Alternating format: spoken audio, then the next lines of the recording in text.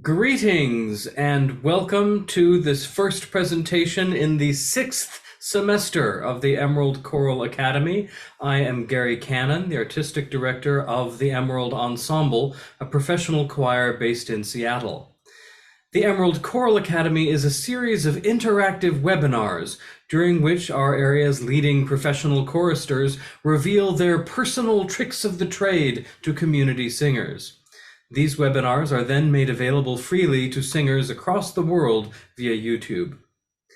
The Emerald Ensemble acknowledges that we operate on the traditional land of the first people of Seattle, the Duwamish people, past and present.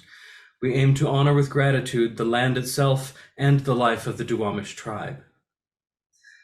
This presentation is funded in part by a grant from the Washington State Arts Commission.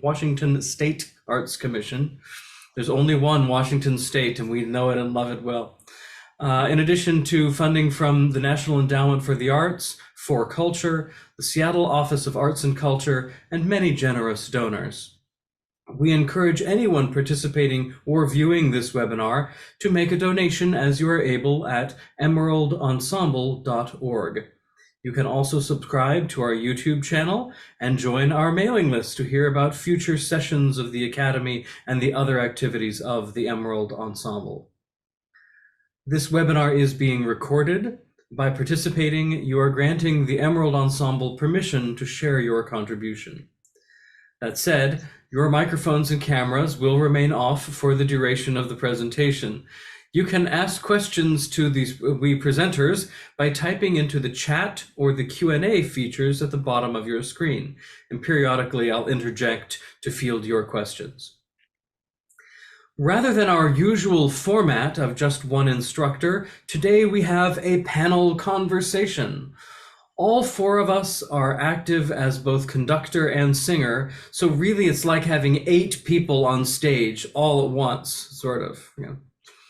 One of my co-panelists here is Scott Kovacs, the executive director of the Emerald Ensemble. He devised the Academy and keeps it moving along. He also conducts Ancora Women's Choir and sings in the Compline Choir at St. Mark's Cathedral here in Seattle. I'm also joined by Anne Lyman, who conducts at Tacoma Community College and also the Renaissance Choir Sine Nomine. And finally, Katie Skovholt, who conducts at Richmond Beach Congregational Church, but spends more of her time as executive director of Seattle Pro Musica. Our panel topic today is Superstitions of Choral Professionals.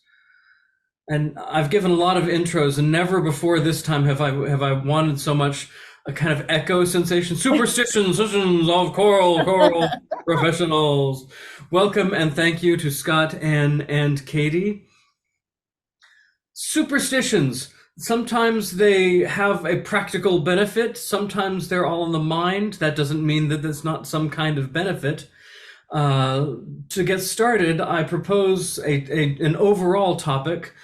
What superstitions or traditions do you have, especially leading up to concerts or rehearsals, that might deal with your diet, with food? Are there things you especially eat or don't eat, or does it even matter to you?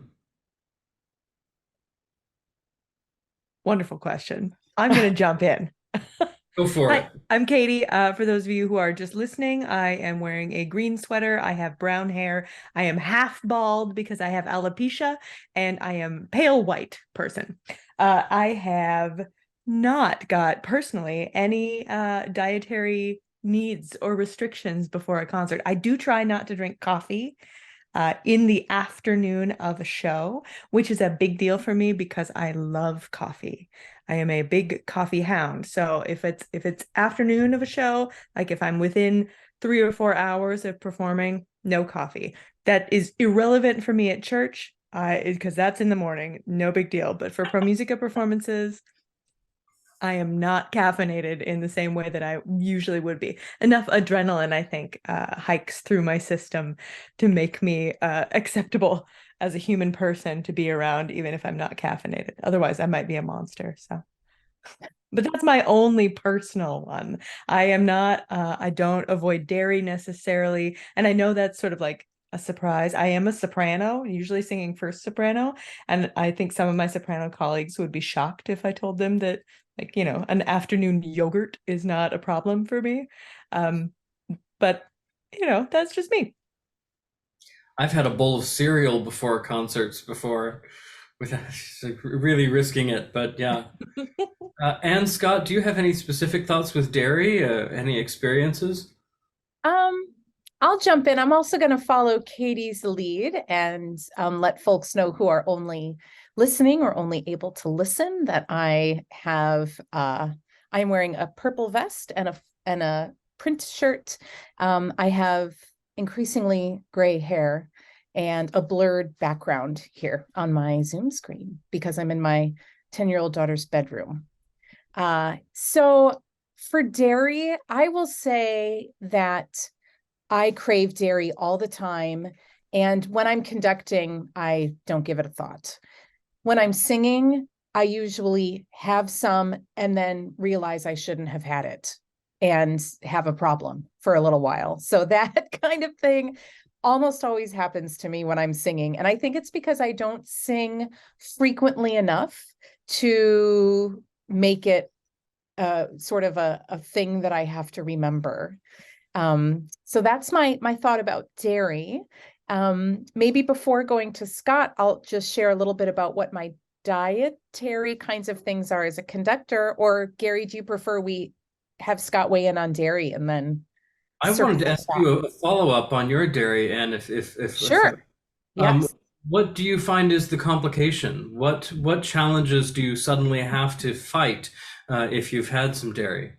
It is definitely the feeling that I have to clear my throat. That is absolutely the issue. And I I just don't, it just doesn't really occur to me. And one of those things that might unfold for those of you who don't know me very well over the course of this particular session is that I could stand to think ahead a little bit more. I tend to be quite spontaneous in many things in my life that I do, and I don't always plan very methodically. But I find that even the throat clearing business is not quite enough for me to not feel like I can still sing pretty well through it, but I just notice it. And then I say to myself, well, don't do that next time, Anne. And then I forget. But that's the issue. I just have to clear my throat, which is very irritating. Of course, as you know, you have to wait for that half rest in measure 34, especially when you're singing early music. Those rests don't come very frequently. So Scott, what about you? Any dairy nightmares? Well, I'm not really sensitive to dairy as a singer. One of the things I tell people is, in my studio practice is that, well, should I avoid dairy? I'm like, just avoid whatever bothers you before you sing. And for some people who are sensitive to dairy, that's a problem. You know, um, I personally don't carb load before a concert. I have to keep it on the protein side in order to feel super comfortable, especially if I'm doing any melismatic singing at all. I can't really have a lot of, you know, um, you know, heavy food in me, so I tend to stick to protein. I believe it or not, string cheese is a favorite of mine to keep in my bag when I'm heading to rehearsal or to, yeah, I mean, just having a little bit of string cheese to, you know, I think my colleagues from MMR at Midsummer Musical Retreat, and I think there's a couple of my MMR folks are in the room with us here, know that with the long morning rehearsal, we start rehearsing at 9 and we're running till 12 o'clock, and then the faculty rehearse till 12:30, and then we're running off to lunch. And last year they bought me a T-shirt that says "Hangry Bear" because I turn into a jerk if I'm hungry. I'm not a nice person. And so what I've discovered is that what I need to do is just eat and eat enough to stop from feeling like I'm about to be the cocaine bear all over people. Terrible movie. Terrible movie. Was it? Oh shoot, Will I not wanted to get that see hour it. and a half of my life back. Okay, all right. No, not like terrible in a good way, like just mindless entertainment Terrible in terrible. a Sharknado way, but Yeah. without the yeah, Oh, yeah, without the sharks and tornadoes, And the which are NATO, yeah. yeah. This is officially the first Sharknado reference Ah, in check. Choral Academy history. Oh Yep. no, it's not a days without incident situation. It's It is now. okay. yeah. And you had more you wanted to weigh in on. You know, I just the dietary thing is so interesting to me because I will concur with Scott on the protein versus carb thing that I naturally crave carbs all the time in my diet. It's that Mediterranean in me, I think. I'm always eager for a sandwich or a bowl of pasta or whatever, but it does sit kind of in your stomach in that sort of unsettling way. And I when I sing, I likewise will not eat many carbs, which is, I think, why I turned to dairy, because to me, that's just a better protein option than meats or nuts or something like that. But as a conductor, I have found recently that my pattern is I will grab two things when I'm going to conduct sine nomine, for example. If we have an intermission, I will plan on eating during that intermission. And I always have the same two things with me. One is a peanut butter granola bar from Trader Joe's. And I always have a lot of those on hand because my kiddos love them. And the other thing is a banana. And as I'm driving up from Tacoma for the concert, I look at those two foods and I can't wait to eat the granola bar. And the banana just seems gross to me. Like, I'm not going to want that. Then intermission rolls around and I want that banana. That is the first thing I eat. So, and it's the perfect amount of calories and protein and energy. And it's just the lingering taste in the mouth is pleasant. So those have become my standby intermission foods. That's a great example of what we're talking about. They're kind of superstitions. It's not that those are the only things that would satisfy, but they're just the things that have come to mean something to you. Yeah. Yeah. And the funny thing is, when I'm driving up before the concert, I just think, oh, I have to hold myself back from eating that granola bar. They're so good. They're so sugary, but they're so good. But the banana is just not very appealing. I don't care for them in general, but I know I'm going to want it at intermission. So I bring it. And then I think, oh, it's just going to sit there. Then intermission comes and, oh, I can't wait to have it. I asked my SPM friends about this exact topic, right? You know, because I wanted more perspective to share here today. And bananas were a common theme. Apparently, bananas are natural beta blockers. Oh, really? Yeah. Fascinating. Yeah. I wonder if there's something in us that senses we need that. Like, you know, for me, intermission can be really tough. Like coming out of COVID, we kind of axed the intermission for a couple of seasons. We didn't want that opportunity for folks to linger. The mingle.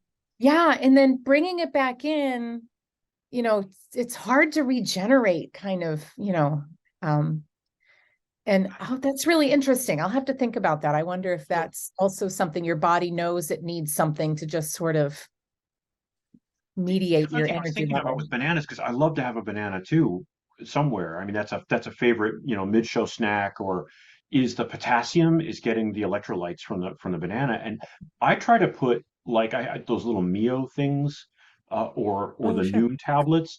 I put those in my water bottle because I like to have a little bit of electrolytes Oh, while yeah. I'm drinking my water because I sweat a lot whether I'm conducting or singing, and we exhale so much carbon dioxide and water when we sing Yeah. that I find that if I keep just a little bit of some sort of electrolytes in my water to help with both absorbing the water, keep the hydration, but also just keeping my brain sharper by having some you know adding some glucose and potassium back into my bloodstream.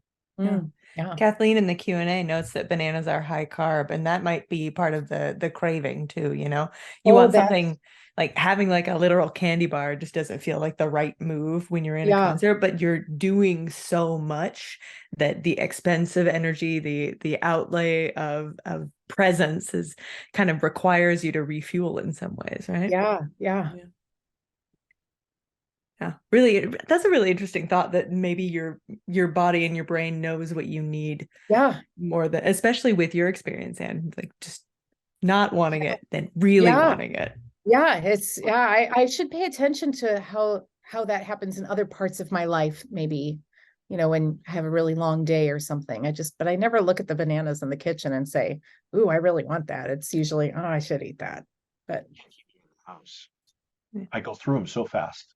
I mean, they're so ripe. This I'm is like, all. I find this so fascinating because it's very different from my food experience. I do not eat during intermission just because I don't want to. But I find that whether I'm singing or conducting, I just need a large meal. It could be pasta, it could be a steak, it could be anything large, between 2 and 3 hours before curtain.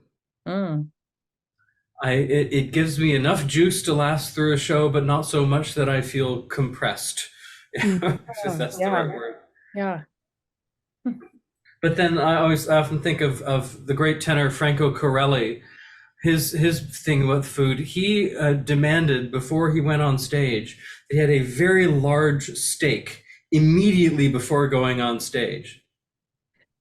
If Franco Corelli was slow in finishing his steak that night, they did not start the show, They waited. Yeah. or they waited for him in one way or another, because he was Franco Corelli. He was, Right.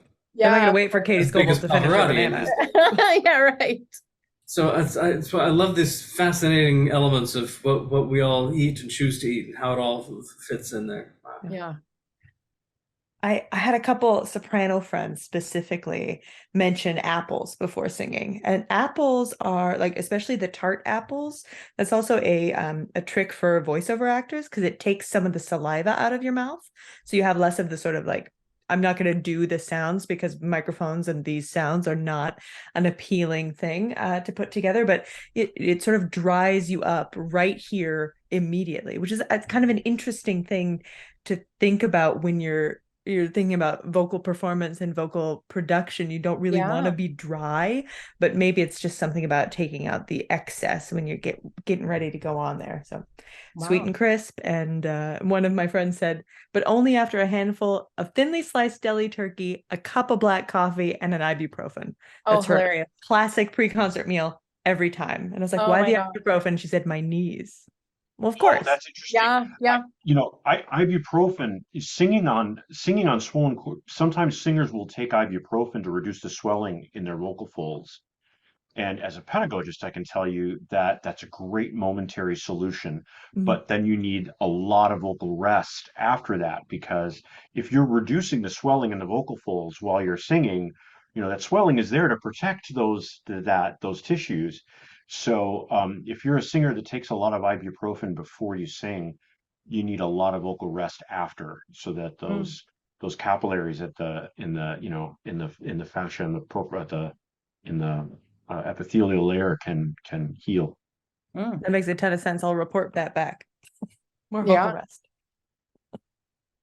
And I frankly can't imagine that about apples. They make me super burpy. Every time I Yes. eat an apple, there's no way I could do it. I would just be unable to open my mouth and only sing. Kathleen mentioned grapes and cherries, which are Oh, a yes. good idea. I That's am a on really good board with idea. that. Yeah, that's perfect. Yeah. I find that I end up, I mean, and I am so much more often a singer than a conductor. My conducting job is usually Sunday mornings and the occasional, Maundy Thursday, Palm Sunday is Sunday morning, the additional like standard Christian service or an occasional concert with my small ensemble there.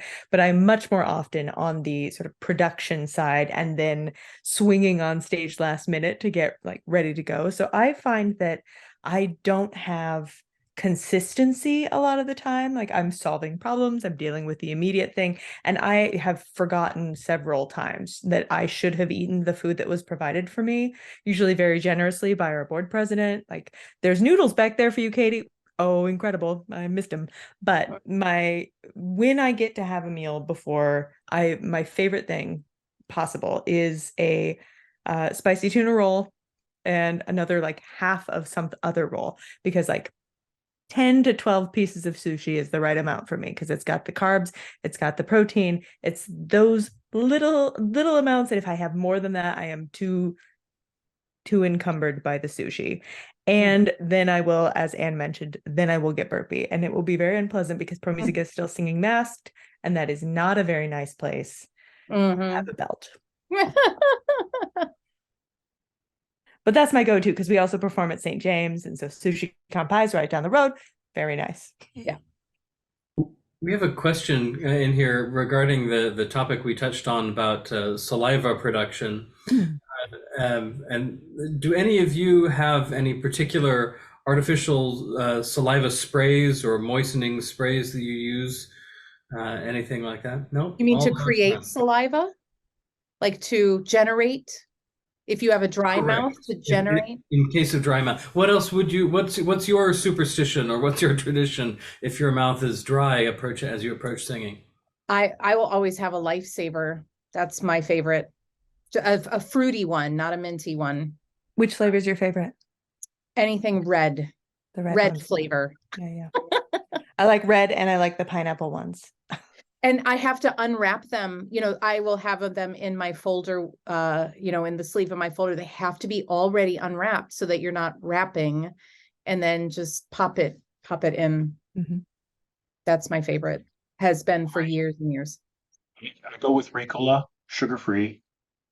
I find that if I have the sugar while I'm singing, it has the opposite effect. Yeah, it'll be fine for a while, or lemon drops work really well for me too. Oh yeah. Gosh, my mouth is actually watering right now thinking about a lifesaver. Yeah. Pavlovian, yeah.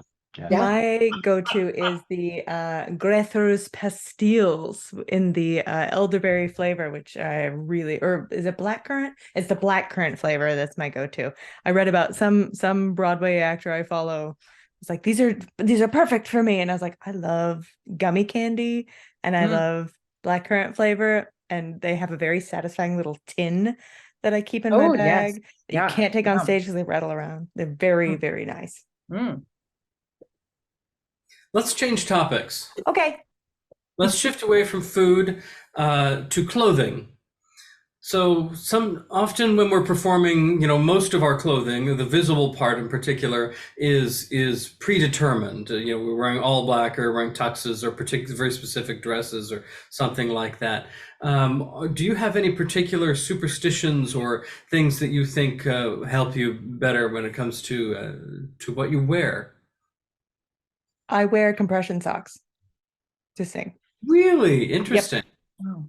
Yeah, I think it makes a difference in terms of feeling supported from the base up, because so often performance shoes are uncomfortable, and so often the floors that we stand on are uncomfortable. I find that any sort of little thing I can do for my feet to feel good, and again, I'm also often running around before the concert during intermission if we have one, like trying to solve problems going up and down stairs. So my compression socks I think are useful. Plus, I as a person who would generally wear hose or socks with my pants anyway, I always forget black socks. I hate wearing tall black socks. The only tall black socks I have in my house are my compression socks. So it's very easy to be like, these are my performance socks. So wow. That's a great idea. I've never thought about that. That's a really good idea. Yeah. Haha, I am useful on this panel. Yeah. Nailed it. I 9 times out of 10 when I'm up there, I'm conducting, I'm not singing. So I know everybody's looking at my back and not my front. So I am always really mindful of how the lines fall over my butt, because I'm a little bit more padded back there, thanks to my Sicilian grandma. Amen, sister. So and that's actually one of my rituals, is before I go on stage, as I'm walking up to the place where I'm going to start walking into the audience, I must run my hand over my back 5 or 6 times to make sure all the seams are smooth of all the whatever I'm wearing, so that there's no seam or thing that's caught in there, because I tend to wear sort of drapey things over pants as my conducting costume. And so I'm just constantly sort of running my hands along back there and making sure that the seams are smoothed out. I have a similar pre-concert routine that has to do with clothing. And that is right before going on stage, I have to pull up my socks. Ah, Because there is little worse in life than trying to make beautiful art while your socks are falling down. oh yes, I could. So you're talking about when you're doing that to your back, that's me pulling up my socks. And the inevitable zipper check, which is always wise. Yes. That is what my husband said when I asked him what are his pre-concert rituals. And for folks who don't know, my husband is a trumpet player. And so he'll be soloing or playing with the quintet more often than he's just in the crowd. So he's usually in a place of prominence on the stage. And he says he checks his zipper about 12 times. That is the thing he does. Yep. 2 stories, one of which starts with the zipper. And it was my first year teaching junior high school in Mesa, Arizona. We already know this isn't going someplace well. Yeah, you already know where this is going. So I had, it was, I think my second or third, we had a concert every quarter with the kids. And I think this was the second or third, maybe it was the spring concert. And my boys chorus in particular, because there were I had 5 choirs at the time. And oh yeah, it was great. It was great. It was a lot of fun. But my boys chorus, I mean, that was where they, grades, what were they, 7, 8, 9? It was, middle school, 7, 8, 9. And I remember getting the guys out onto the risers and getting out in front of them. And they were just looking at me like, hey, Mr. K, Mr. K, Mr. K. And I'm like, what? What's going on? And they're like, And there's just no elegant way to do this with, 50 kids on stage and 100 and, Right. 500 You can't people in turn the room. around. There's just nothing you can do. So you just zip it up. And, I mean, it was just a moment, and the boys never let me live that down, and it became a tradition for the kids to remind me to check my zipper before I went on stage. That's fun. So the kids were always like, check your fly, Mr. K. I mean, the boys would be filing out onto stage, and it would be, check your fly. That was always cute. So now I automatically check my fly before I go out onto stage. But for me, the clothing tradition is really about my cufflinks that I wear with my tuck shirt. So when I started singing actually it was when Charles Bruffy started conducting the Phoenix Chorale now I'm dating myself. And we were standing around pre-show, and he was showing me his cufflinks, and the cufflinks that he wears to every concert have 1, 2, 3, go in written on them. Cute. Right. And that's the 1, 2, 3, go, that's to get out on the stage. And it was just such a lovely thing. And it inspired sort of a thing with maybe even a fetish for cufflinks with me. And so I have a ridiculous, it's a different panel. Yeah, definitely a different panel. I have a ridiculous cufflink collection for somebody who really doesn't own that many shirts, that long sleeve shirts. Oh, that's cool. Those cufflinks are, I've acquired them at specific points. When I got the job with Medieval Women's Choir, I had a set of Alexandrite cufflinks and studs made, and so now certain cufflinks can only be worn with certain shirts and at certain concerts and for certain events, and so it's all very, very specific, and it's all highly coded and an obsessive. That's super fun. What a cool thing. I have a similar jewelry tone. I like that it's the 2 men here who are going to talk about jewelry, it seems. And in a tie pin, and I have a little tie pin that looks like panpipes of a sort that has a history of it for me at least. It comes from the novel The Name of the Wind by Patrick Rothfuss, the fantasy novel in which the lead character, Katie knows it. I do. Oh, love it. The main character is kind of teenage bard of sorts, and in order to gain admission to perform at a particular prestigious location, he has to earn his pipes, they call it. And he finally does that. And so I got this tie pin of pipes at Patrick Rothfuss's charity booth at Comic-Con one year. Oh, cool. And so I said, I can wear those whenever I need a psychological reminder that I've earned my pipes. I've earned the right to perform here. It's the kind of, gosh darn it, I'm good enough.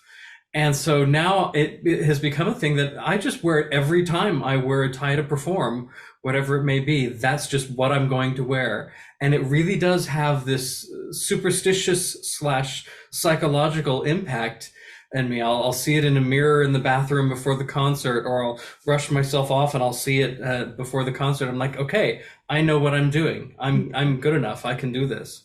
Oh, that's cool. I love that. Yeah, Yeah. and that sort of psychological element is like not only the ritual of putting it on, but then sort of the seeing it and reminding yourself every time you see it, whether it's a conscious reminder or it's something you sort of implanted subconsciously. I love that. Yeah, very much true. Our stage manager admitted when I sort of posted in the SPM Facebook group to ask for other folks' input, she said, I have 2 sets of earrings. One is the I've got this totally down set, and the other is the I need positive energy because this piece has not locked for me set. And she would not show us which ones were which because she wouldn't admit, because Karen is also in that Facebook group. So Karen would know how Jen feels about how it goes. So yeah, we were asking to see so that we can recognize them, like RBG's descent collar, Oh, wow. I love that. Yeah. So now we're all going to be keeping an eye out for Jen's earring choice these next concerts. It's like, how does she feel? We watch a lot of sports in our family. We watch a lot of tennis, and one of my favorite tennis stars, Rafael Nadal. I don't know if you watch tennis or know this about him, but he's been playing tennis for years and years and years. And every single time he gets ready to serve the ball, which he does dozens of times every time he plays, he picks a wedgie with his shorts. He just every single time. There's no way he has a wedgie every single time, but he just does that. And he's been doing it for years and years and years. And my husband pointed it out to me once, and now I can't not see it. And he does it at almost the exact same time away from him serving that ball. I'm sure there are lots of really interesting clothing related rituals in sports. So, and it's baseball season now. So all the your cuffling thing reminded me of the batter that gets up and checks the gloves 100 times and does this and, all that. And you talking about picking the wedgie made me think about Patrick Stewart tugging his jumper down every time he stood up. Yes, that's right. Every single time. Every single time. Every time. Yeah. I believe this is the first Star Trek reference also in Emerald Choral Academy. And Katie, I dearly thank you for that special gift. Glad to provide. So, and this brings to other topics too. Are there particular, activities or rituals that you do before going on stage? I mentioned pulling up socks. I have to blow my nose all the time, and it will come as no surprise to anybody who's ever been within 20 feet of me to know that when I'm backstage, I will blow my nose, fold the handkerchief, put it in the pocket, and walk on. That it's just that purposeful. That's the process. Right. Anne and Scott have probably both seen that happen. Yeah. Something I do, and I'm pretty sure I know why I do this. I check my lipstick, which I almost never wear. It's like the banana thing in any other part of my life. I just ran my teeth, my tongue over my teeth. I'm not wearing lipstick, and it's like that was But the reason why I think I do it is not because I really need to check it, but because it makes me look at my face. And that is something that I almost never do throughout the day, is check my reflection, just check it and make sure that there's not spinach hanging out of my mouth or whatever. I just, as a, busy parent, I don't look in the mirror after the 5 seconds I've done that morning. And so I think that's why I started doing that, is I didn't just want to look at my reflection to look at it, but I needed to have a reason to go to the mirror. So I do it to check my lipstick, and I never do anything with it. I just tell myself, oh, I better check my lipstick. And then I look at my face. I think that's the only thing I do. And I'll do it after everybody leaves the space. So no matter where I'm performing, I make sure I know where the mirror is, and I make sure nobody else is in the room when I'm doing it. I don't know why. Well, I mean, I think I know why, but yeah. That's my only thing other than rubbing my hand, making Check sure the the seams. seams are smooth. I'm going to adopt that picking a wedgie every time now, probably. Yeah, there you go. It's going to be I think you've inserted subconsciously. Right. It's going to be that. I say, Katie, off headset, turn off my headset, and take off my walkie-talkie. Then I check my pocket. I wear a sort of a velvet jacket with a little lapel. I check my pocket because it's got a chain out that lives outside the pocket that always flies inside the pocket. And also looking down at the pocket to check the chain makes me realize if I'm still wearing my name tag, which I take off before I go on stage if I am still wearing my name tag. But I don't really have, my sort of physical rituals are so often, again, tied to just sort of running backstage and getting ready and throwing the thing off to the side and being like, okay, sort of thing. But I have a choir friend who says they get very quiet and they perform small physical acts of dexterity to focus themselves before they go on stage. So like little, like raising the toes, like standing on your tiptoes and then raising and putting your heels back down, that sort of rise and fall to center as one particular thing. So I think it's really interesting. Sort of almost a yogic move.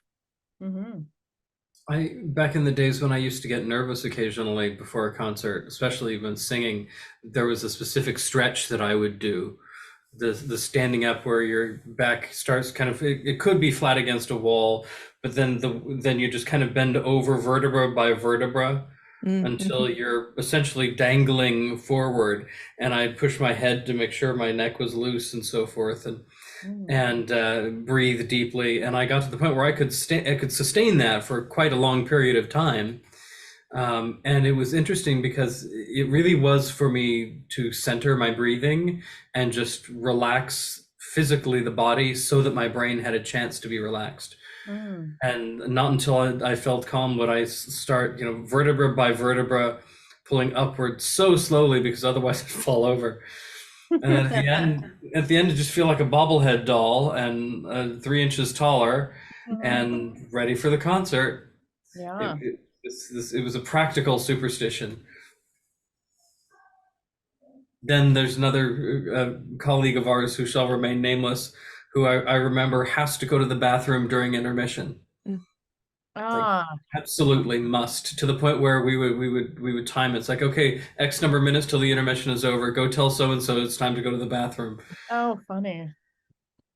I just realized I also scrunch my curls if my hair is down. I do that. I just do that a few times. When you're looking in the mirror, checking your lipstick? Yeah, I think also when I'm not, I don't know what I'm doing. I think my rituals are pretty like vain, I think, which is, I'm admitting this to all, the room, but well, so much of performance is about the visual, right? Yeah, yes, I think there's just something about, especially that conductor role, and everybody's going to be looking at you. You've talked about it for all these rehearsals, look at me, don't just stare in your music. And so, boy, I'd better make sure those curls are scrunched, I guess. Well, there's something to like taking care to appear the way you mean to appear, right? I think so. Yeah, I think that is it, Katie, because I'm just kind of a mess. Like I'm not a mess, but like I look like I'm a mess, I think, most of my day, just flying from one thing to the next. And so, yeah, it's that, now I get to, It's, in a way, it's your way to psychologically tell yourself that this is a special moment, that this is Yeah, not I just think a normal rehearsal or something you do every day. This is to be honored in some way. yeah, I guess so. Yeah, that's yeah. Yeah, that's interesting. Thank you. Yeah. Scott, what about you? Do you have any pre-concert or little rituals? Well, it depends on if I'm managing the concert and singing at the same time. Like like Katie, I have a name tag that I have to remember to take off, and um, just to leave the box office and not worry about it because someone else is supposed to be taking care of it. It's more about psychologically leaving the managerial stuff Mm-hmm. and refocusing myself to perform, um, or or disengage from being joyful door greeter, or greeting the donors, or talking to the audience before the show, or it's just about disengaging and changing mindset for me.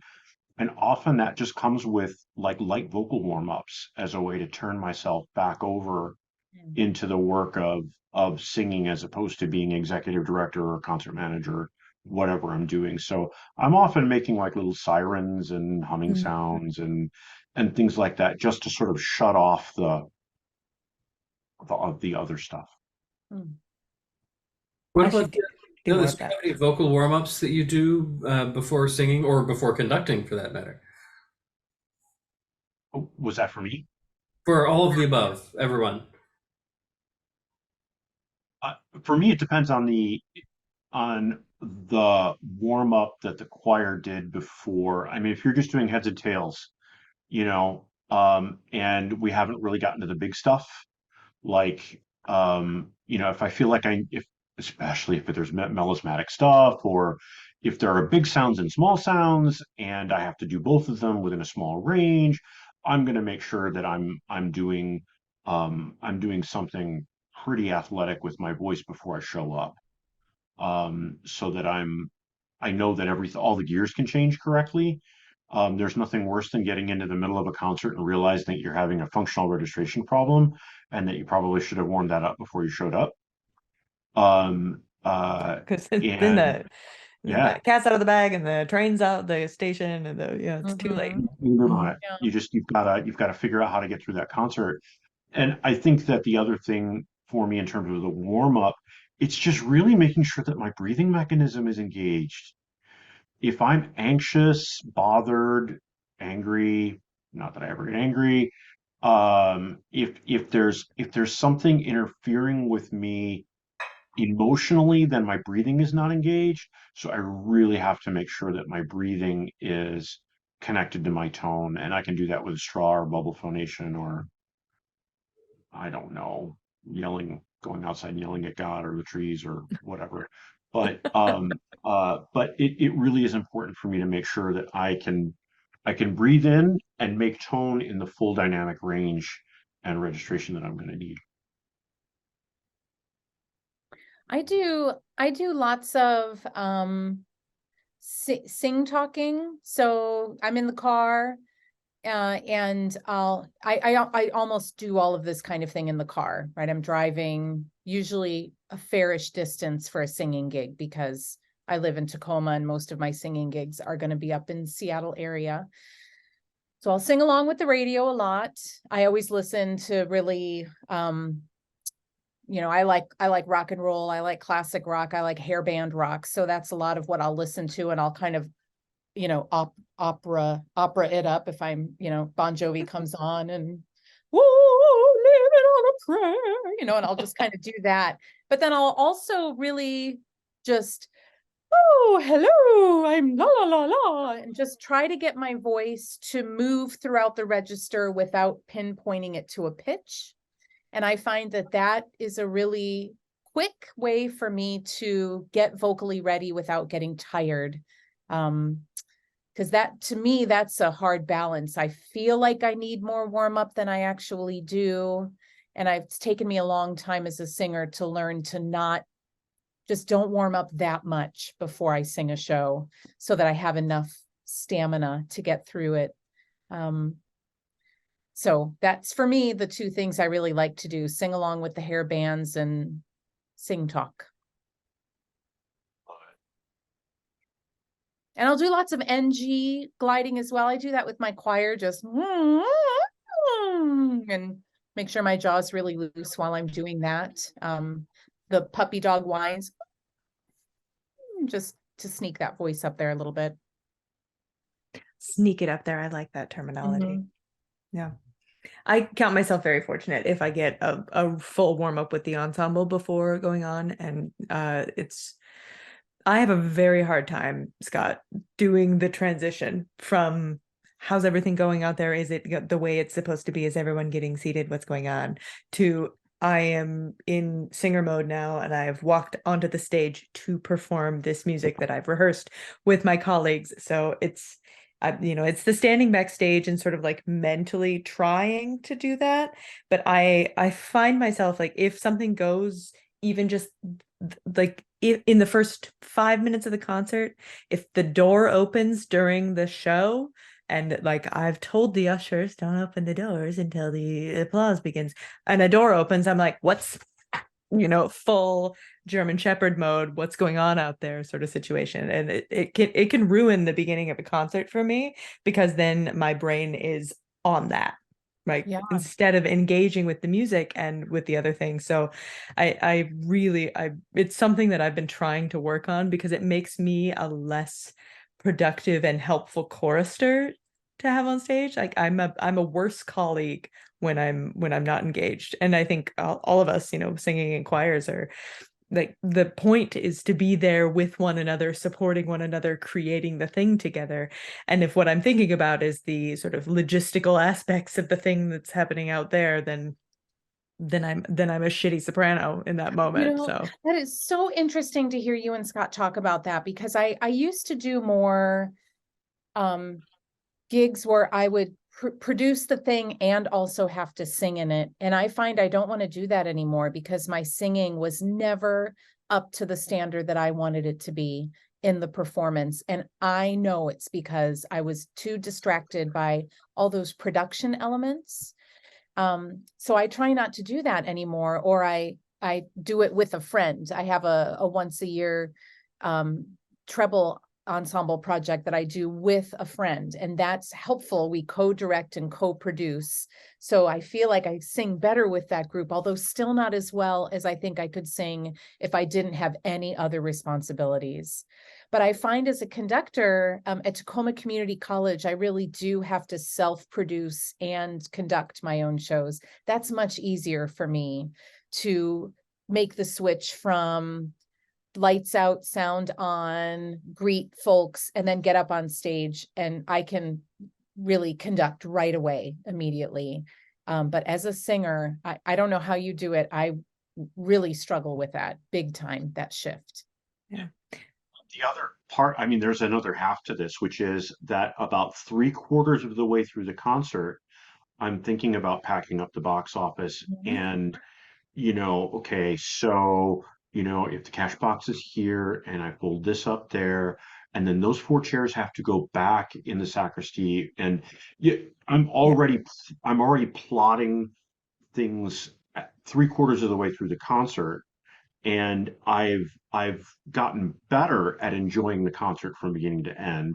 I still have those distractions, and it's been really meaningful for me, especially with Emerald Ensemble, to have a front end manager that I can just go, thank you. Yeah. Yeah, Um, having someone out there that you trust is really integral to having that, being able to make that transition.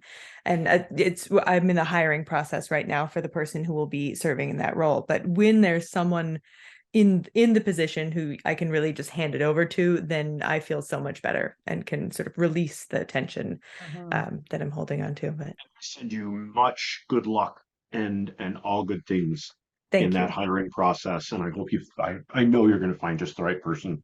Thank you. We have Good some job. good candidates. I'm looking forward to the in-person interviews. It's interesting hearing this from the admin to singer perspective.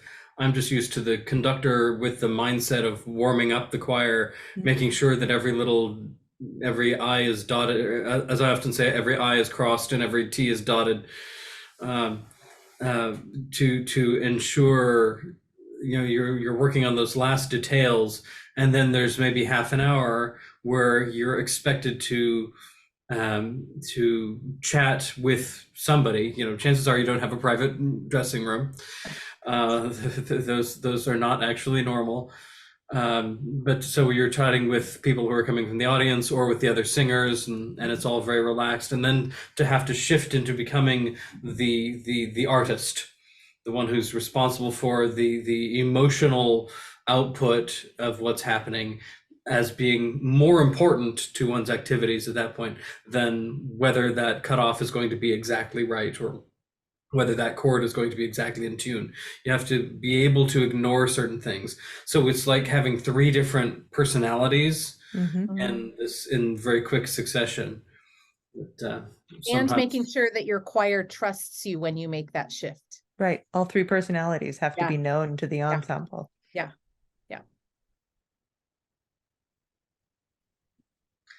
This has been some wonderful stuff.